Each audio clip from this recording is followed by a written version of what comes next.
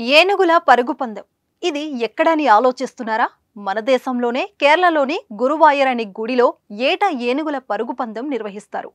ఇక్కడ ఏసియాలోనే అత్యధిక సంఖ్యలో ఏనుగులుంటాయి. ఇవన్నీ కూడా భక్తులు త్రిశూర్లోని గురువాయూర్ శ్రీకృష్ణ ఆలయానికి భక్తితో సమర్పించినవి.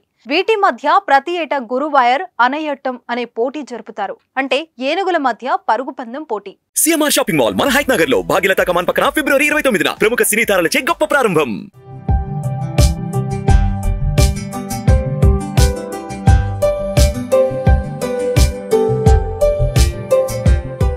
చాలా కాలం క్రితం కొచ్చిన్ రాజు జమారియన్ ఈ వేడుకను ప్రారంభించాడని చరిత్ర చెబుతున్నది. కాలం గడుస్తున్న కొద్దీ ఈ ఏనుగుల పోటీ ఒక సాంప్రదాయంగా మారింది.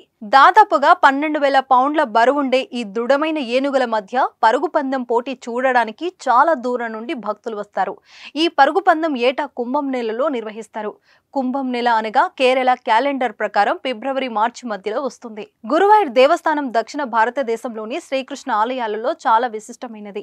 ఈ దేవస్థానాన్ని శ్రీకృష్ణి భక్తులు భూలోక వైకుంఠంగా భావిస్తుంటారు. ఇక్కడే ఐరావతాలు ఉత్కంఠ భరితమైన గురువాయూర్ ఆనయట్టం అని పిలువబడే పరుగు పందెంలో పాల్గొంటాయి. గురువాయూర్ టెంపుల్ దగ్గరలోని ఒక ప్రదేశం ప్రపంచంలోని అతిపెద్ద ఏనుగుల ప్రదేశంగా గుర్తించబడింది. ప్రస్తుతం ఈ ఏనుగుల ఆవాసంలో దాదాపు 60 వరకు ఉన్నాయి.